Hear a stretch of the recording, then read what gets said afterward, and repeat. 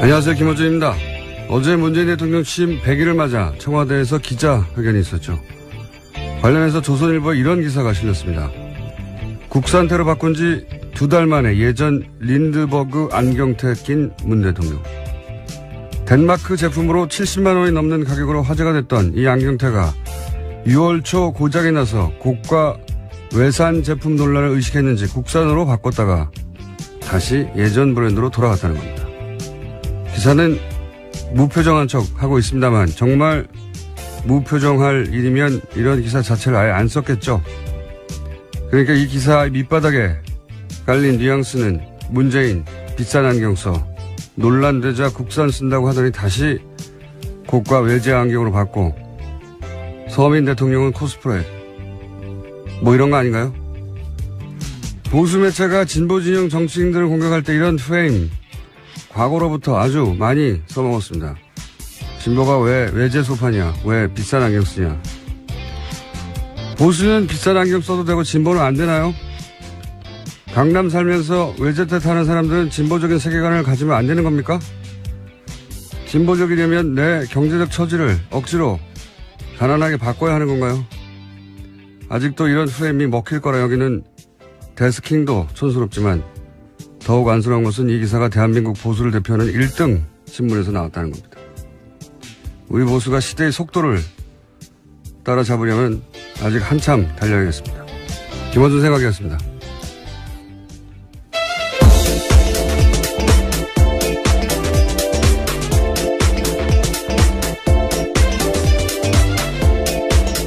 시사인의 김은지입니다. 재밌는 기사였어요. 네. 안경테. 보질 못했는데요. 덕분에 알게 됐습니다. 70만 원짜리로 다시 받고 뭐 이런 거. 대통령 기자회견하고 안경테가 무슨 상관인지. 예. 이런 유의 기사를 과거로부터 많이 썼었죠. 예. 노무현 전 대통령도 호화 요트. 예, 그렇죠. 요트 코딱지만한 요트였었고요. 그걸로 오래된 분쟁까지 겪었었는데요. 노무현 전 대통령은요. 그 이후로도 많이 겪었고 문재인 대통령 후보 시절에도 이거 많이 겪었고 다른 진보적 인사들도 비슷한 공격 많이 당했죠. 예. 아직도 이런 게 먹힐 거라고 생각한다는 게. 자, 첫 번째 뉴스는요. 아참 시사인에 했습니다. 했나요? 왜 이러십니까? 2번 하죠. 뭐 대신 네. 그러면 안녕을 안 하는 걸로 하겠습니다. 아, 왜 그러세요? 자, 첫 번째 뉴스는요. 네, 어제 문재인 대통령 취임 후 첫 기자회견 가졌습니다. 문재인 대통령은 한반도 전쟁 위기설을 일축했는데요. 이렇게 이야기했습니다. 한반도에서 2번 다시 전쟁은 없을 것이라고 자신 있게 말씀드립니다. 라고 했고요. 또 미국의 대북 독자 타격 가능성도 부인했습니다. 한국의 사전 동의 없이는 무력 사용을 하지 않겠다라는 게 한미 간의 굳은 합의다라고 강조했습니다. 또 군사적 옵션을 거론한 트럼프 대통령과의 견해 차이가 있는 것 같다라는 미국 CNN 기자의 질문에는요. 북한을 압박하고자 한 트럼프 대통령도 이야기하고 있다라면서요.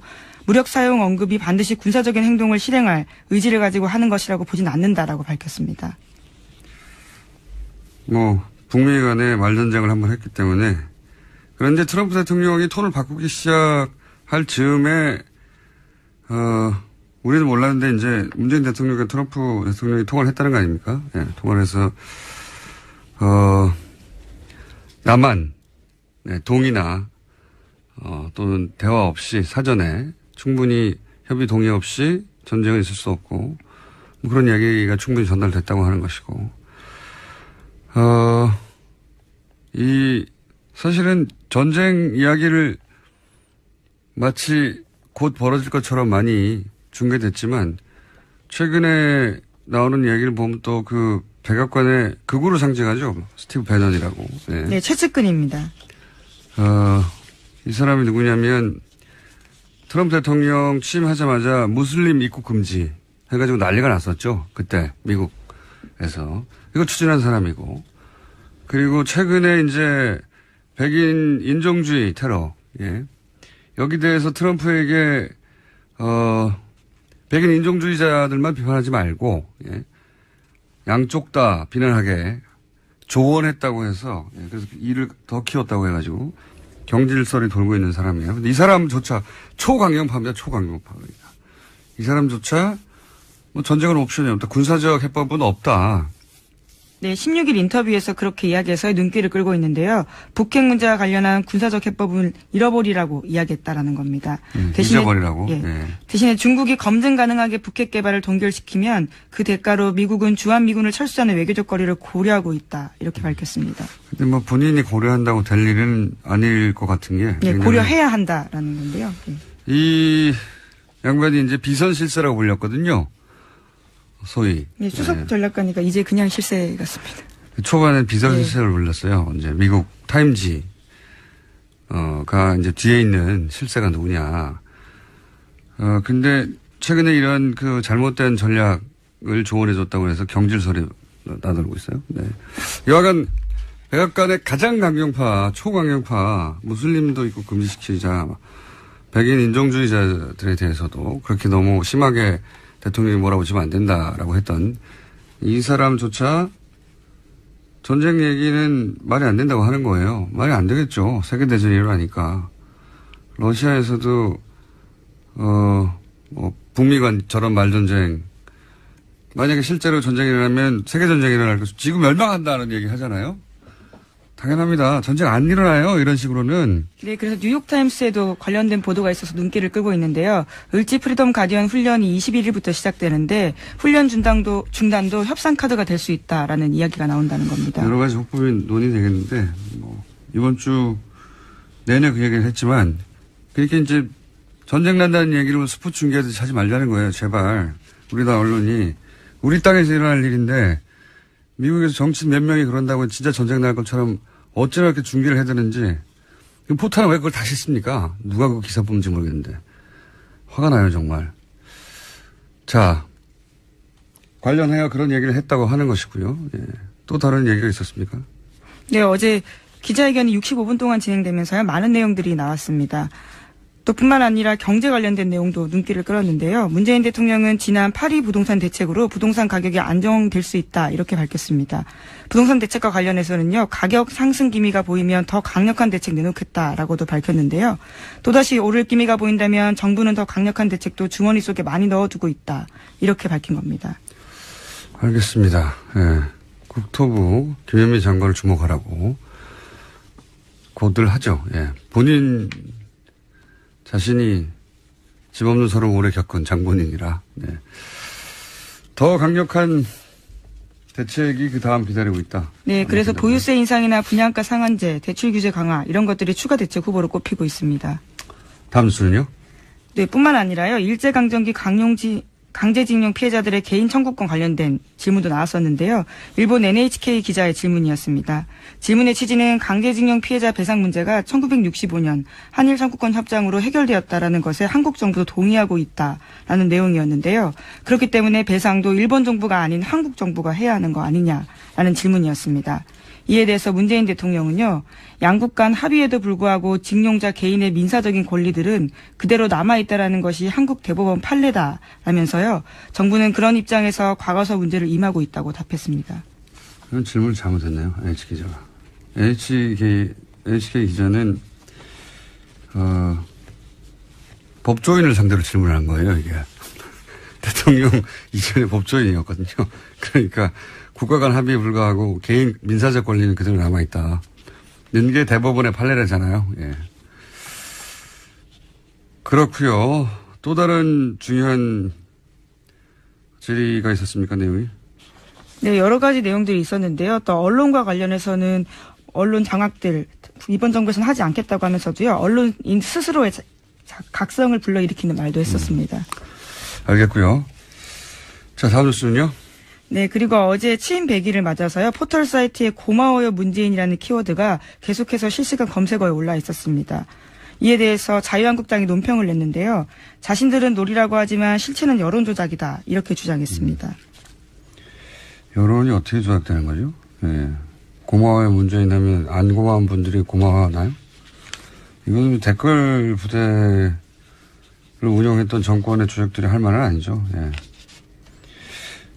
대통령을 직접 만날 수 없으니까 이제 자신들 감정을 표현하는 수단으로 놀이로 썼겠죠, 잠시. 네. 해프닝이라고 봅니다. 연예인 팬클럽 같은 경우에도요, 해당 연예인 생일 때 이런 식으로 검색 올리는 일들이 있거든요. 일종의 이벤트라고 보면 될 텐데, 여론 조작이라고 하는 것까지는 너무 많이 나간 거고요. 예. 참고로 이제 뉴스공장에 대한 고마움은 앞으로 이런 고마워요 이런 건 뭐랄까요. 닭살 돋고요. 고기 먹자 이런 걸로 해주세요. 혹시 그런 생각이 있으신 분들은. 자, 다음 뉴스는요? 네.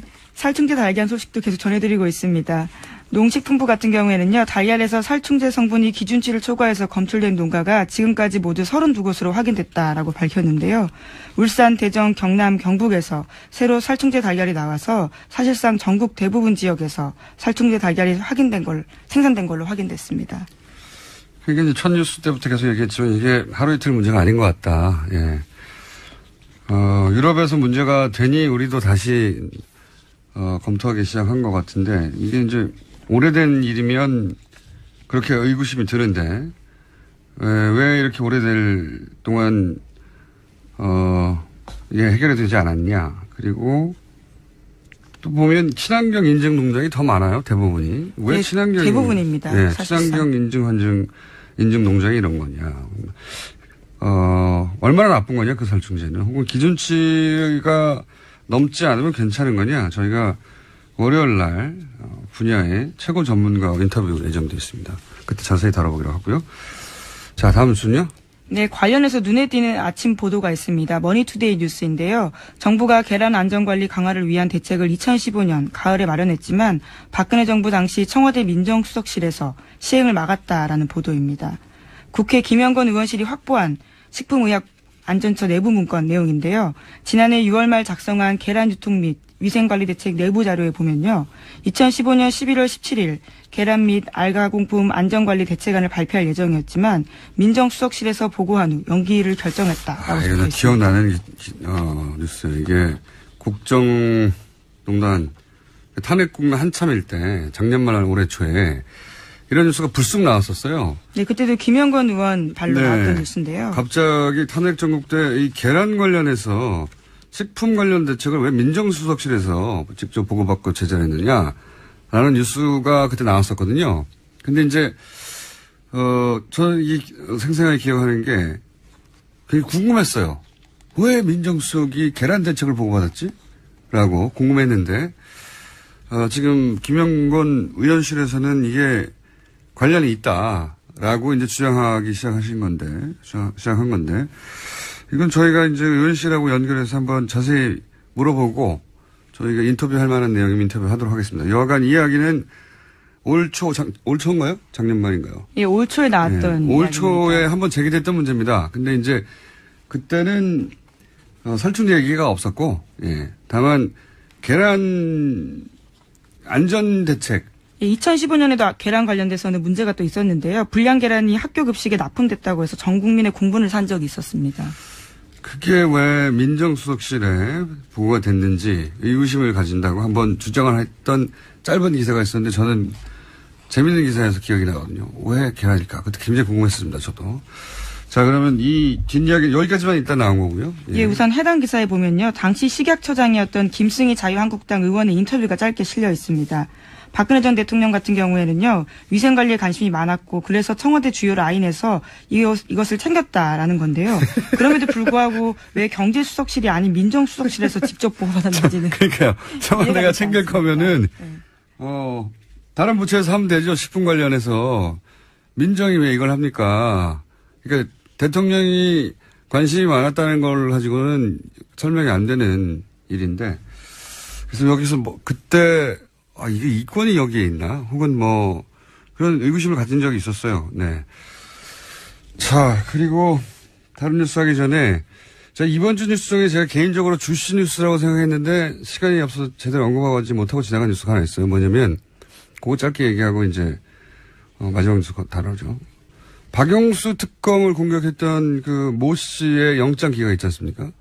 저는 이거 굉장히 주시 뉴스라고 생각했는데, 왜, 그러냐면 이제, 고용태 씨는 구속되는 반면 왜 우병우 혹은 정유라 혹은 카이 건들 이런 게 기각되느냐 중간중간 여기가 여러 번 얘기했었는데 이 박영수 특검을 공격했던 모 씨에 대해서도 기각이었어요. 이 언론에서는 물병을 던진 아주머니 이렇게 표현됐는데 그 표현만 놓고 보면 갑자기 물병 좀 던졌다고 해서 구속까지 해야 되냐 이렇게 생각할 수 있잖아요. 근데 탄핵 국면 때 박영수 특검을 위협했던 당시 상황으로 생각해 보시면 그 위협은 대단했었어요. 실제 방망이 들고 야구 방망이 들고 지 옆에 가가지고 박영수 특검 부인이 뭐 혼절하고 거의 살해 협박 그리고 신변의 위협을 느낀 특검이 경찰 요청 보호 요청했는데도 불구하고 그거 뚫고 수십 명 100명씩 밀어붙이니까 근접거리까지 와가지고 막 공격했단 말이죠. 그때 누가 툭 튀어나와서 흉기를 휘두르면 어떻게 막습니까? 그 가까운 거리에서. 저는 이게 이 국가 공권력에 대한 테러 행위로 간주해 맞다.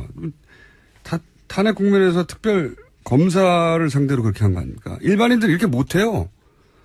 그냥 파출소 경찰한테도 항의하기 힘들어요.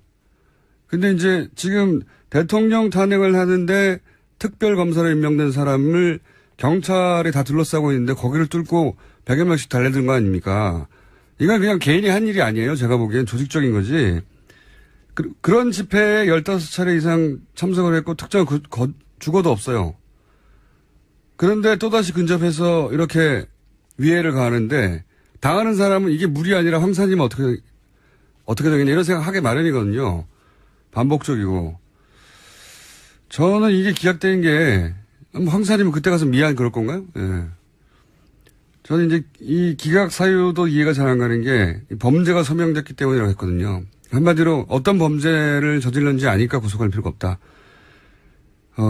구속을 하는 이유가 원래 증거를 인멸하거나 뭐 아니면 도주의 위험이 있거나 범죄의 상당성이 있는 네. 겁니다. 그리고 뭐 증인을 회유할 수도 있잖아요. 나가서 입을 맞출 수도 있고 누군가가. 그래서 그런 위험으로부터 막으려고 구속을 하는 거거든요. 어떤 범죄를 저질렀는지를 가지고 그게 소명됐으니까 그래서 구속하지 않는다. 이런 이야기는 오랜 시간 법정을 다닌 준법조인으로서 전 납득이 잘 안 가는 대목이 있고 연일해서 카이 구속 영장 기각 건도 보면은 1억 뇌물 준 것은 소명이 됐다고 하거든요. 그러니까 뇌물을 준 게 분명하게 드러났기 때문에 구속을 안 한다는 건데 이것도 좀 납득이 안 가요. 그러면 그렇게 나가서 입을 맞추면 또 어떻게 하죠? 그러니까 그런 이유면 고영태는 왜 구속을 한 겁니까? 예. 주거도 일정하고 돈을 줬다는 사람도 있고 검찰에 이미 수십 차례 협조도 했고 묻지도 않은 건도 들고 왔는데 스스로 예.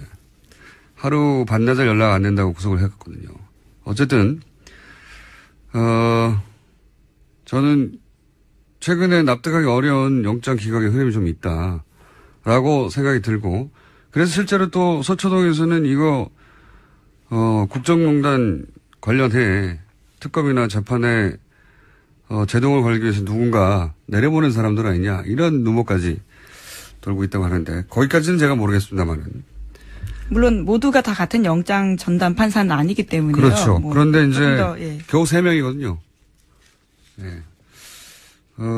향후로도 저는 누가 구속되고 누가 구속되지 않는 건지 평소에는 관심 없었는데 특별히 이 국정농단 혹은 적폐 관련 사안들은 시민사회가 좀 예의주시할 필요가 있다. 저는 그런 생각이 듭니다. 네.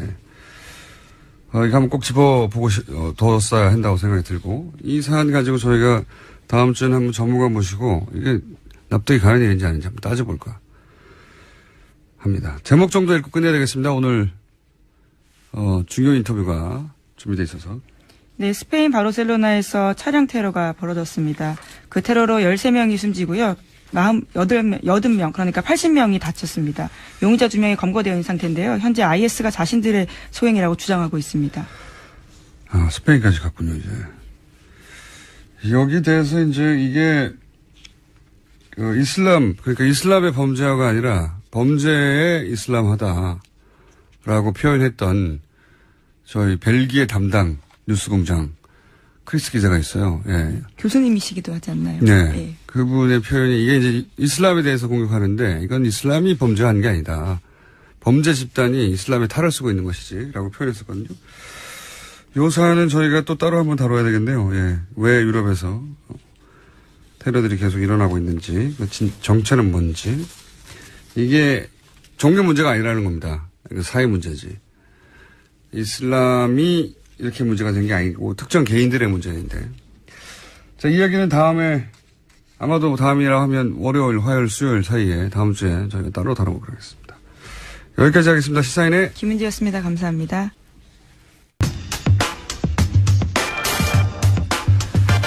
문재인 정부 출범 100일이 지났습니다. 네, 지난 100일 한번 짚어보겠습니다. 전병헌 정무수석 스튜디오에 직접 나오셨습니다. 안녕하십니까? 안녕하세요. 반갑습니다. 네, 저희가 청와대 수석을 스튜디오에 직접 모신 건 처음인데. 네, 그렇습니까? 예. 가장 인기 있는 아침 시사방송에 나올 기회를 드려서 참 고마우시죠? 저희. 예, 무한한 영광으로 생각하고 몸둘 바를 모르겠습니다. 예, 많이 고마워요. 특히 또 이렇게 아침부터 총수님 용안을 이렇게 직접 보자니 여러 가지 감회가 새롭고 감사하게 생각합니다. 네. 무척 고마우실 거라고 저도 생각하고 있습니다. 앞으로 무슨 일이 있을 때 그러면 자주 저희가 모실 수는 없습니다. 예, 그렇군요. 바빠서. 예. 자, 잘 모르시는 분들도 있을 수 있으니까 간략하게, 전병헌 수석 소개해드리자면, 김대중 전 대통령의 평민단 시절부터 시작하셨죠. 네. 네, 굉장히 오래되셨어요. 그때, 편집국장인가요? 네. 네. 그 뭐 하던 직책이죠? 당의 기관지, 네. 편집국장을 저 직책을 시작으로 해서. 처음에 요직이었나요? 요직이라고 볼 수도 있고요. 왜냐면 이제 그 당시에 우리가 이야기하는 진보신문이 상당히 없는 상황이었고, 네. 또 김대중 당시 총재로서는 일방적인 언론의 매도를 당하는 입장이어서 자신의 매체를 가져야 되겠다라는 절박감이 있었고요. 네. 그런 차원에서 우리 당에서 직접적으로 정기적으로 발행하는 신문을 만들기 시작을 했죠. 네. 거기에 이제 제가 편집국장으로 발탁이 돼서 모든 회의에 배석을 해가면서 또 신문을 한번 제작을 할 때면은, 김대중 총재님과 편집회의도 같이 하고, 또 가안을 들고 또 다시 한번, 의논과 또 지도도 받고, 그렇게 하면서 사실 어떤 측면에서는, 후선이었지만, 보이지 않게는 김대중 당시 총재로부터 가장 많은 정치적 감각과 지도를 많이 받을 수 있는 자리였다고 생각을 합니다. 예, 중요한 자리가 아니었던 걸로 결론이 나고 있습니다. 중요한 자리였다면 제가 많은 분들이 아셨겠죠. 예. 그런데 실제 정부 출범하고 김대중 이미 청와대 정무비서관을 그때 경험하셨어요, 그죠? 네. 네, 이미 경험하셔서 청와대 경험이 굉장히 길지 않으십니까? 예, 비교적 긴 편이죠. 5년 가까이. 지금 청와대에 있는 분들 중에 가장 긴축에 들어가지 않습니까? 지금 아마 우리 문재인 대통령 다음으로는 제가 가장 긴 경험을 가지고 있는 것으로 알고 있습니다. 자, 게다가 이제 17대 여의도에 입성하신 이후에 내리 삼선을 하셨고, 예, 수도권 내리 삼선 대단하다는 건 안민석 위원회에서 여러 차례 강조됐는데, 경력이 아주 두툼하십니다. 두툼하신데, 지난 총선에서는 컷오프 되셨어요. 네. 아니, 근데, 그때 왜 컷오프 되신 겁니까? 다 지난 얘기니까 김종인 전 대표가 싫어한 분이셨나요? 결론적으로는 그렇게 된 것으로 보여집니다. 현상적으로는. 네. 예. 어찌됐든 싫어하실 결과적으로. 만한 일을 하셨나요, 그때? 네? 전혀 싫어할 만한 일은 제가 할 인연도, 기회도, 시간도 없었고요. 외쁨 받을 짓을 안 하셨군요. 바로 그 점이 또 약간의 경계의 대상이기도 했었던 것 같고요. 경계의 대상이요? 네. 왜요? 제가 누구보다도 당을 가장 많이 알고 있었고 아는 사람이었고 그리고 전임 지도부로서 문재인 대표님을 모시고 최고위원을 같이 했지 않습니까? 그래서 당의 혁신안이라든지 이런 것들에 대한 스토리를 가장 잘 알고 있었기 때문에 당시 우리 문재인 지도부가 이렇게 이 정치권에서 흔히 나타나는 그냥 뒤로 느닷없이 붕괴하는 뒤로 물러나는 그런 차원의 퇴진이 아니라 후임 지도부를 인선을 해놓고 질서 있는 퇴진을 하는 그런 방향으로 이제 가닥을 잡고 김종인 당시 이제 대표를 모셨던 거죠. 그러면서 사실 그 당시 문재인 대표께서는 이와 같이 정당에서 찾아올 수 없는 이른바 순리와 그 질서 있는 그런 어떤 연계적 그런 비대위가 구성이 되는 것이니까 전임 지도부의 대표성이 있는 사람 한 사람을 거기 비대위원으로 참여를 시키는 게 좋겠다. 예를 들면 전병훈 의원 같이. 예. 그래서 예를 들면이 아니라 저를 직접적으로 거론하셨는데 두세 번 청거를 하셨는데 아예 컷오프를 시켜버렸군요. 거기서부터 이미 컷오프가 되고 있었죠. 이 사람을 나중에 결과적으로 보니까 이 사람을 비대위에 넣어주십사 하고 당시 문재인 대표가 이야기를 하고 물러났는데 김종인 비대위원장은 들어오자마자 이 사람을 챙기라고 에잇 하고 컷오프를 해버린. 결과적으로 그렇게 된 것 같습니다. 근데 결과적으로는 컷오프 된 부분도 있고, 한편으로는 제가 이제,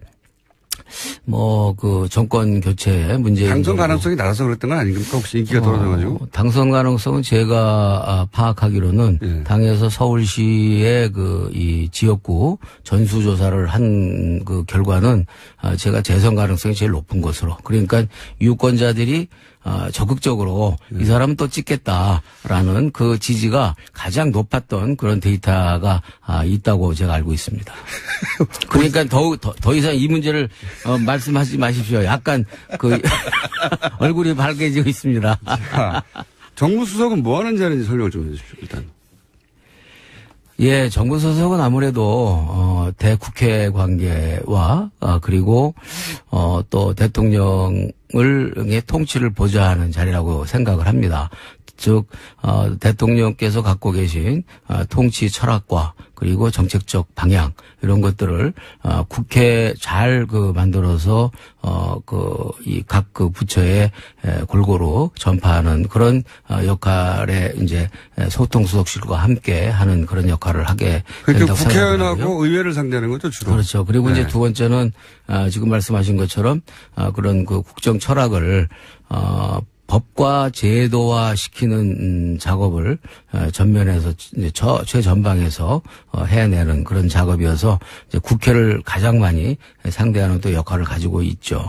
그리고 여러 가지 이제 국정 현안과 관련해서 이 국민적 감각이나 또 이 정치적인 어떤 그 시각에서 어떤 이슈에 대한 경중을 가려내는 그런 역할도 좀 해야 되는 청와대 안에만 갇혀 있으니까 청와대에 있는 사람들끼리 논리에 매몰될 수 있는데 그게 아니다. 지금 시중 여론이 이러하고 정치권에서는 반응이 이러할 것이다. 그러니 정부적인 조절이나 조율이 필요하다. 네. 이런 역할을 하시는 거죠 주로. 그렇죠. 예, 비서관들이 다 막 원론에 따라갈 때 그 원론을 알겠는데 지금 여론은 이러하고 국민의 이해 정도는 이러하니까 굉장히 대중적 감각이 뛰어나야 되지 않습니까? 그렇죠. 그래서 그런 점에 있어서 늘 부족하게 느끼고 있지만, 대통령께서 너무 사실 잘 준비가 되어 계시고, 어저께 기자회견도, 사상 최초로 아무런 그 대본과 각본 없이. 정말 없었습니까? 네, 정말 없었습니다. 없이. 그리고 기자들도, 정말로 사전에 자기 질문을 제출하지 않았고, 그러니까 아무런 사전 정보가 양쪽 모두에게 없었어요? 양쪽 모두에게 없었습니다. 다만 기자 손 막 떨고 그러던데 인터뷰 질문할 때. 바로 이제 그것이 아무런 그런 사전에 그 시나리오나 사전에 어떤 묵계가 없었고 정해진 룰이 없었다라는 것을 그대로 입증하는 것이었죠. 일부러 투입한 건 아니고요. 그건 전혀 아닙니다. 아니 근데 그러면 청와대 내에서도 좀 우려가 있지 않았어요? 처음엔 좀 실수나 또는 돌발적인 상황이 올 수도 있다. 예, 각 파트별로 그러한 제안에 대해서 그런 발상에 대해서 각 파트별로 약간의 입장이 달랐던 것도 있죠. 예를 들어서 의전을 중심으로 해서는 아무래도 위험하다. 위험하다라는 쪽으로 이제 많이 이야기가 나왔고, 이제 어저께 진행을 했던 이제 소통수석실을 한번 해볼 만하다. 이제 그런 판단을 했고, 저희가 이제 일종의 어떤 심판을 보는 입장에서 저희 이제 정부수석실은 사실 그 아이디어를 만드는 과정에서 일부 실무 단위에서 한번 같이 논의도 했습니다만, 저희들은 적극적으로 해볼 만하다. 그리고. 왜 그렇게 해볼 만하다고 생각하세요? 왜냐면 대통령께서 뭐 저 같은 경우도 이제 대통령과 당 대표와 최고위원으로서 네. 사실 정치적인 어떤 밀착 관계가 오래되셨죠. 예, 굉장히 오래됐고 호흡을 많이 맞춰왔고요. 그래서 그 옆에서 보면서 대통령의 학습 능력이 너무나 뛰어나고 그리고 지난 5년간 준비한 그런 그 어떤 내공이 단단하기 때문에 어디다 내놔도 손색이 없다라는 그런 나름대로 자신감이. 어디다 내놔도. 자신감이 있었습니다, 예. 사실은. 그런데 그래서 이번에 한번 격식 파기하고 각본 없이 진면목을 한번 보여주고 싶다. 이런 욕심이 진면목을 있었군요. 한번 보여줘도 충분하다. 이렇게 생각을 하고 저희도 이제 강력하게 그렇게 주장을 한 입장이었는데요. 결과적으로는 어제 저희들 판단에는 우리 국민 여러분들께서 어떻게 보셨는지 모르겠습니다만 저희들 참모진 입장에서는 국민들에게 여러 가지 복잡한 국정 현안에 대해서 소상하게 다 파악을 하고 있고 나름대로 정리된 입장과 대책을 가지고 있다는 것을 아마 느꼈으리라 생각을 하고요. 그런 점에 있어서 어제 청와대는 하루 종일 엔돌핀이 막 충만했고 정말 일할만 난다라는 그런 분위기 속에서 사기가 충천했었습니다. 그래요? 네. 끝나고 나서 성공적이었다고 네. 자축하고. 예. 그러나 이제 사기가 충전하면 청와대에서 뭐 합니까? 사기가 충천하면 청와대 더 열심히 일해야죠. 지난 100일간 정무수석으로 가장 힘들었던 순간은 언젠가요? 아무래도 국회를 상대할 때가 제일 힘들었어요. 네. 이 5당 체제라는 게 전대 미문의 우리 정치사에서는 때문에 예. 네. 특히 이제 이낙연 총리 인준안 그리고 이 정부조직법 그리고 추경 예산안 이런 것들은 기본적으로 문재인 정부가 첫걸음을 떼기 위한 가장 기본적 필수적 조건이었거든요. 그런데 이런 것을 이제 이렇게 질서 있게 처리가 안 되고 여러 가지 이제 이유가 달려서 붙들려 있게 되니까 정말 초조하고 그야말로 세 개의 안건 자체가 이낙연 총리 인준안 정부조직법안 그리고 추경 예산안 요 세 개가 마치 너무나 소중한 인질들 같은 느낌이 들었고 잡혀진 인질들을 어떻게 해서라든지 구출을 해야 되는데 뜻대로는 되지 않고 그러니까 애간장이 끓는 그런 시간이었는데 최종적으로는 그래도 야당들이 애는 먹였지만 다 그래도 원만하게 합리적으로 처리를 해 주셔서 이 자리를 빌어서 감사한 마음을 전합니다. 야당에 감사하지 않으시죠, 실제로는? 네? 아니에요. 이제 다음 주부터 또 국회가 열리기 때문에 감사해야 됩니다. 누구의 공이 제일 컸습니까? 결국 예를 들어서 추경이 통과되는 데는 아무래도 1등. 아무래도 원내 대표부가 가장 고생을 많이 했죠. 네. 2등은 누굽니까? 2등은 아무래도 여당 지도부, 여당 원내 대표부들. 열시. 예. 3위는 누굽니까? 3등은 이제 저희들이 뒤에서 이렇게 후방 지원 부대도 약간의 공헌이 있지 않을까 이렇게 생각합니다. 3위. 본인을 3위로 놓으셨네요. 현안 이야기를 좀 해보자면, 어제 기자회견도 잠깐 나왔는데, 아동수당, 노인 기초연금, 이렇게 막 주는데 이거 산타클로스 정치가 아니냐. 너무 선심 쓴다. 라고 하는 주장이 있습니다. 여기 대해서 뭐라고 하시겠습니까? 글쎄요, 나는 이제까지 자라오면서 산타크로스를 나쁘게 얘기한 첫 번째 사례가 아닌가 이런 느낌을 받았습니다. 그래서 어제 대통령께서도 이게 선심 정책, 포퓰리즘 정책을 의미하는 용어로 쓴 것 같으니까 이제 그런 의미, 선심용은 아니다. 분명하게 거기에 철학과 내용이 담겨져 있고 재정 대책도 충분히 있다라는 이제 그런 말씀을 하셨습니다만. 어찌됐든 우리가 돌아보면요, 저 산타로부터 어렸을 때 선물 많이 받아보셨죠? 저는 어릴 때 저희 아버지가 산타인 줄 알고 있었기 때문에 총을 달라고 했습니다. 장난 총을. 예. 그럼 아버지로부터 선물을 받으면 기분 좋으셨습니까? 뭐라고 약간 짠했어. 이렇게까지 숨어서 받아야 하는가, 줘야 하는가. 예. 이제 바로 우리 이제 모두가 다 산타 선물을 받은 기억들이 있을 텐데, 크고 작은 선물. 아마 산타로부터 받은 선물을 되돌리고 싶다라든지 또 이걸 싫어한다든지라는 그런 느낌을 갖고 있는 사람들은 아마 세계적으로 제가 볼 때는 없을 것 같습니다. 핵심은 이제 이게 돈 대책도 없어서 막 퍼주는 거 아니냐 이런 거죠. 네. 그래서 받는 건 좋은데. 네, 저는 오히려 우리 국민들에게 지금 지쳐 있는 대한민국 국민에게는 오히려 산타가 필요하다 이렇게 필요한 것이 아닌가 이렇게 말씀드리고 산타 싶고요. 주머니 고갈되는 거 아니냐 이런 거죠. 예. 아니요. 근데 산타 주머니가 결국 고갈되지 않는다라는 전제로 해서 국민들에게 선물을 주고자 하는 것이죠. 선물 재고 목록은 잘 정리하고 있는가 뭐 이런 거겠죠. 잘 정리가 되어 있습니다. 그래요? 예. 네.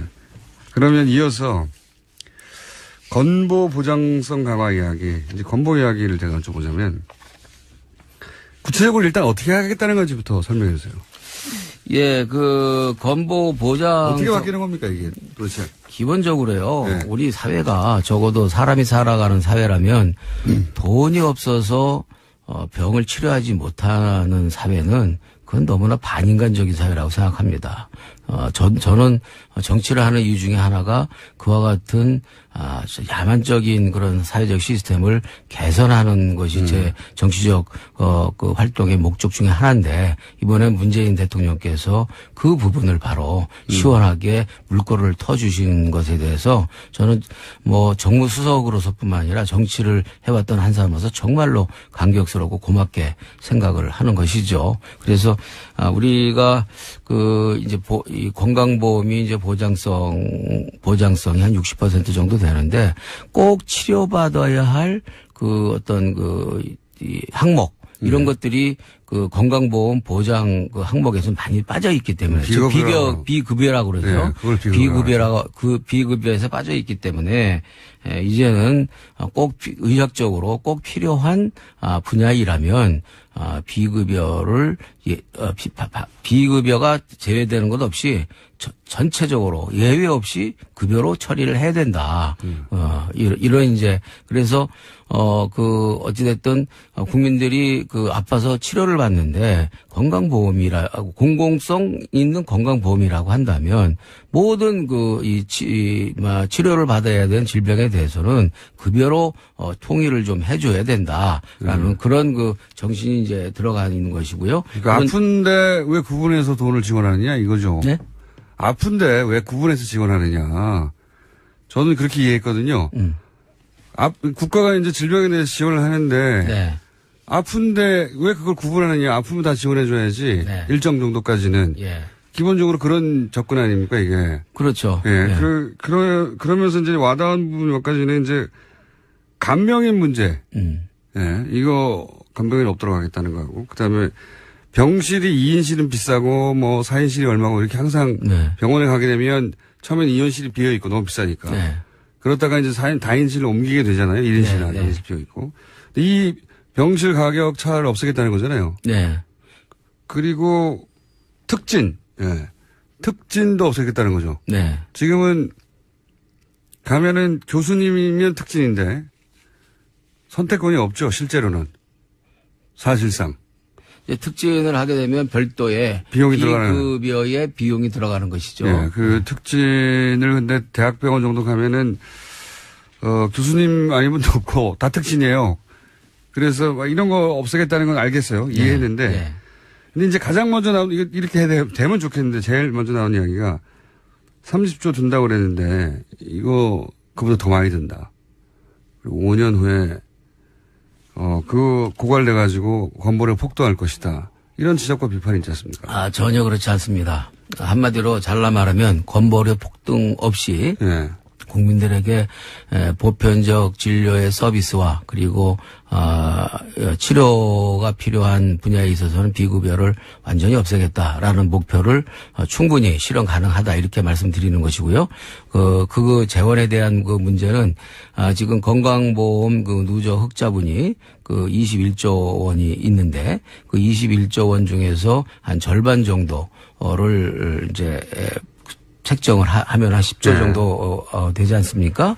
그리고 나머지 한 20조 정도는 추가적으로 국가 재정을 일부 동원을 하고 그리고 건강보험 재정과 관련해서 지난 10년 동안 건강보험 공공성 건강보험이 오른 그 인상률이 3.2% 정도 됩니다. 네. 평균. 그래서 절대 지난 10년간의 평균 인상률이 3.2% 이상을 올리지 않으면서 충분히 지금 말씀드린 비치료용 비급여가 없는 건강보험 시스템으로 전환하기 위한 약 31조의 재원을 충분히 마련할 수가 있다라는 것이죠. 그 계획은 저도 자세히 이제 읽어봐서 알고 있는데 미래에 대해서 그렇게 장담할 수는 없는 거 아닙니까?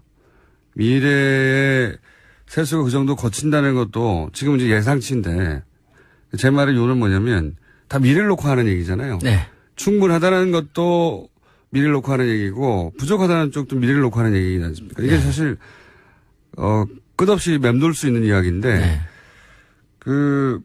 누가 맞을지 장담할 수도 없고 네. 뭐 여기에는 계획이 있다고 하지만 정부는 그래서 저는 궁금한 게 이 돈 이야기 이전에 이 건강보험 문제는 처음에 말씀하셨지만 결국 철학의 문제 아닙니까? 어떻게 하겠다는 이 문재인 케어의 철학을 한마디로 하면 뭡니까? 건강보험 관련해서.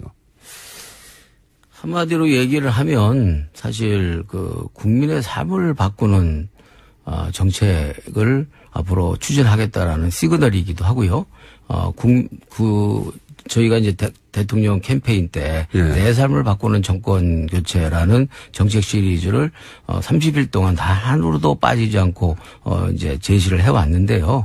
기본적으로 정치라는 것이 또 국정이라는 것이 국민들과는 동떨어져 있는 것이 아니라 국민의 구체적인 삶을 바꿔내는 작업이라고 생각을 합니다. 그런 측면에서 이 국민의 삶을 근본적으로 바꿔가는 하나의 과정이고 그것이 바로 이제 예산 배정과 재정으로 나타나는 것인데 그 재정의 숫자도 매우 중요하지만 결국은 그 재정을 어떤 철학과 국정 관점을 가지고 국정 우선 순위에 따라서 예산을 재정을 어디에 우선 배분하느냐의 문제가 바로 이제 국정 철학을 구체적으로 시연하는 과정이 되는데 그 점에 있어서 우리 문재인 정부는 국민들의 삶을 근본적으로 바꿔내는 분야에 재정의 우선 분야를 두고 배분하고 지출하겠다라는 그런 입장을 갖고 있는 것이죠. 첫 번째가 국민 건강이다. 네.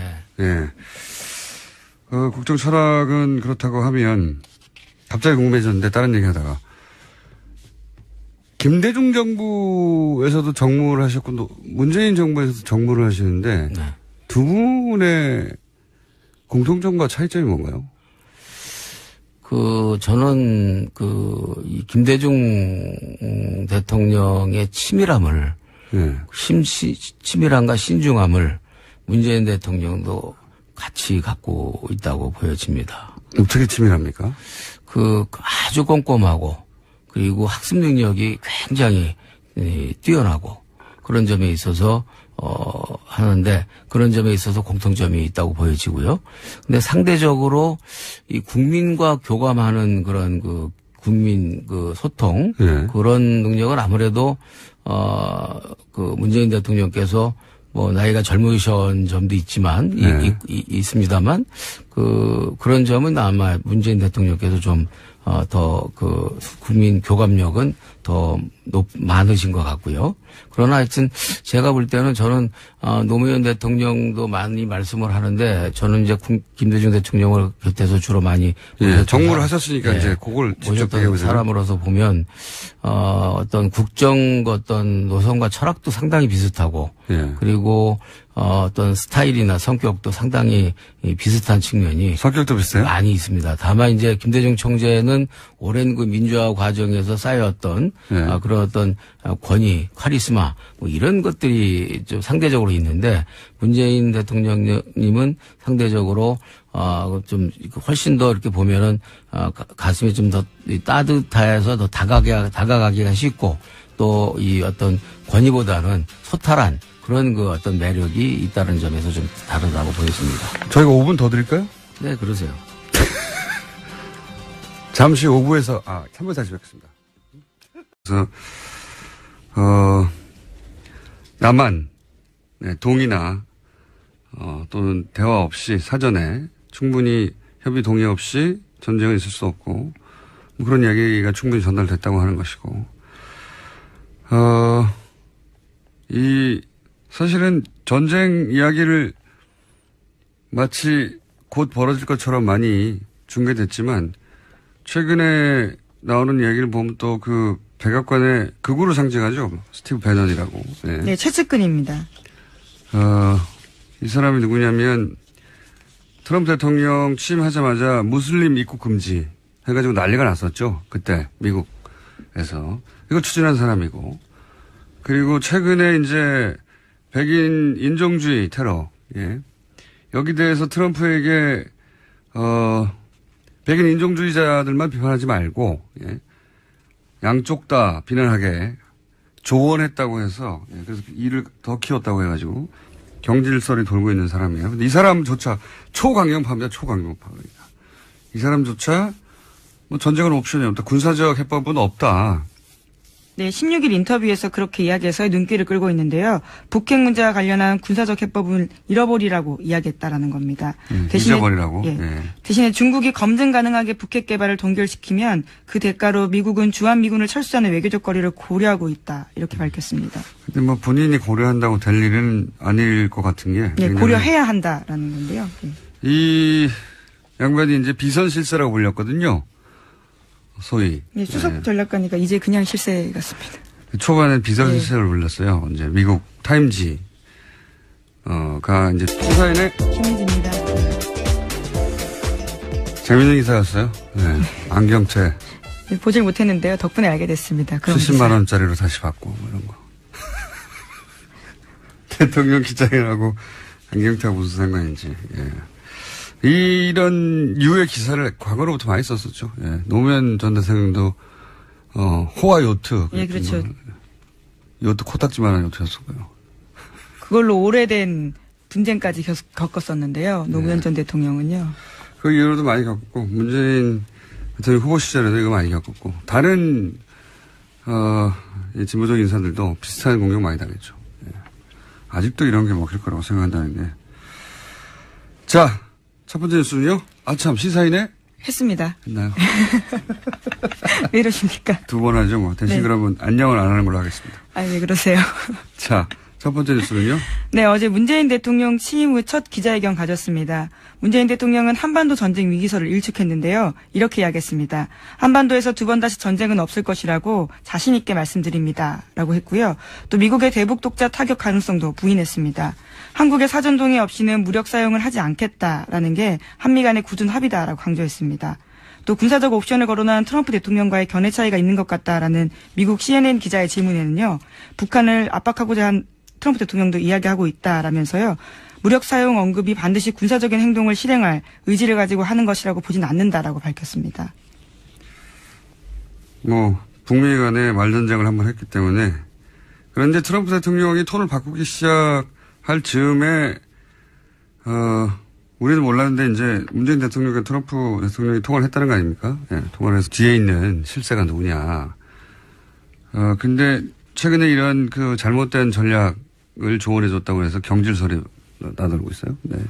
여하간 백악관의 가장 강경파, 초강경파, 무슬림도 있고 금지시키자, 백인 인종주의자들에 대해서도 그렇게 너무 심하게 대통령이 몰아붙이면 안 된다라고 했던 이 사람조차 전쟁 얘기는 말이 안 된다고 하는 거예요. 말이 안 되겠죠. 세계대전이 일어나니까. 러시아에서도, 북미 간 저런 말전쟁, 만약에 실제로 전쟁이 일어나면 세계전쟁이 일어날 것이고 지구 멸망한다는 얘기 하잖아요. 당연합니다. 전쟁 안 일어나요. 이런 식으로는. 네, 그래서 뉴욕타임스에도 관련된 보도가 있어서 눈길을 끌고 있는데요. 을지 프리덤 가디언 훈련이 21일부터 시작되는데 훈련 중단도 협상 카드가 될 수 있다라는 이야기가 나온다는 겁니다. 여러 가지 호법이 논의되겠는데 뭐 이번 주 내내 그 얘기를 했지만 그렇게 이제 전쟁 난다는 얘기를 스포츠 중계하듯이 하지 말자는 거예요. 제발. 우리나라 언론이 우리 땅에서 일어날 일인데 미국에서 정치인 몇 명이 그런다고 진짜 전쟁 날 것처럼 어쩌나 이렇게 중계를 해야 되는지. 포탄은 왜 그걸 다시 씁니까? 누가 그 기사 뽑는지 모르겠는데. 화가 나요, 정말. 자, 관련하여 그런 얘기를 했다고 하는 것이고요. 예. 또 다른 얘기가 있었습니까? 네, 어제 기자회견이 65분 동안 진행되면서요. 많은 내용들이 나왔습니다. 또 뿐만 아니라 경제 관련된 내용도 눈길을 끌었는데요. 문재인 대통령은 지난 8.2 부동산 대책으로 부동산 가격이 안정될 수 있다 이렇게 밝혔습니다. 부동산 대책과 관련해서는요. 가격 상승 기미가 보이면 더 강력한 대책 내놓겠다라고도 밝혔는데요. 또다시 오를 기미가 보인다면 정부는 더 강력한 대책도 주머니 속에 많이 넣어두고 있다 이렇게 밝힌 겁니다. 알겠습니다. 예. 국토부 김현미 장관을 주목하라고 고들 하죠. 예. 본인 자신이 집 없는 서름 오래 겪은 장본인이라. 네. 더 강력한 대책이 그 다음 기다리고 있다. 네, 그래서 보유세 인상이나 분양가 상한제, 대출 규제 강화 이런 것들이 추가 대책 후보로 꼽히고 있습니다. 다음 수는요? 네, 뿐만 아니라요. 일제강점기 강제징용 피해자들의 개인 청구권 관련된 질문도 나왔었는데요. 일본 NHK 기자의 질문이었습니다. 질문의 취지는 강제징용 피해자 배상 문제가 1965년 한일 청구권 협정으로 해결되었다라는 것에 한국 정부도 동의하고 있다라는 내용이었는데요. 그렇기 때문에 배상도 일본 정부가 아닌 한국 정부가 해야 하는 거 아니냐라는 질문이었습니다. 이에 대해서 문재인 대통령은요. 양국 간 합의에도 불구하고 징용자 개인의 민사적인 권리들은 그대로 남아있다라는 것이 한국 대법원 판례다라면서요. 정부는 그런 입장에서 과거사 문제를 임하고 있다고 답했습니다. 그런 질문을 잘못했네요. NHK 기자가. NHK 기자는 법조인을 상대로 질문한 거예요. 이게. 대통령 이전에 법조인이었거든요. 그러니까 국가 간 합의에 불과하고 개인 민사적 권리는 그대로 남아있다. 이게 대법원의 판례라잖아요. 예. 그렇고요. 또 다른 중요한 질의가 있었습니까, 내용이? 네, 여러 가지 내용들이 있었는데요. 또 언론과 관련해서는 언론 장악들 이번 정부에서는 하지 않겠다고 하면서도요. 언론인 스스로의 각성을 불러일으키는 말도 했었습니다. 알겠고요. 자, 다음 뉴스는요? 네, 그리고 어제 취임 100일을 맞아서요. 포털 사이트에 고마워요 문재인이라는 키워드가 안녕하세요. 김호준입니다. 어제 문재인 대통령 취임 100일을 맞아 청와대에서 기자회견이 있었죠. 관련해서 조선일보에 이런 기사가 실렸습니다. 국산테로 바꾼 지 2달 만에 예전 린드버그 안경테 낀 문 대통령. 덴마크 제품으로 70만 원이 넘는 가격으로 화제가 됐던 이 안경테가 6월 초 고장이 나서 고가 외산 제품 논란을 의식했는지 국산으로 바꿨다가 다시 예전 브랜드로 돌아갔다는 겁니다. 기사는 무표정한 척 하고 있습니다만 정말 무표정할 일이면 이런 기사 자체를 아예 안 썼겠죠. 그러니까 이 기사 밑바닥에 깔린 뉘앙스는 문재인 비싼 안경 써 논란되자 국산 쓴다고 하더니 다시 고가 외제 안경으로 바꿔 서민 대통령은 코스프레 뭐 이런 거 아닌가요? 보수 매체가 진보 진영 정치인들을 공격할 때 이런 프레임 과거로부터 아주 많이 써먹었습니다. 진보가 왜 외제 소파냐? 왜 비싼 안경 쓰냐? 보수는 비싼 안경 써도 되고 진보는 안 되나요? 강남 살면서 외제차 타는 사람들은 진보적인 세계관을 가지면 안 되는 겁니까? 진보적이려면 내 경제적 처지를 억지로 가난하게 바꿔야 하는 건가요? 아직도 이런 프레임이 먹힐 거라 여기는 데스킹도 촌스럽지만 더욱 안쓰러운 것은 이 기사가 대한민국 보수를 대표하는 1등 신문에서 나왔다는 겁니다. 우리 보수가 시대의 속도를 따라잡으려면 아직 한참 달려야겠습니다. 김원준 생각이었습니다.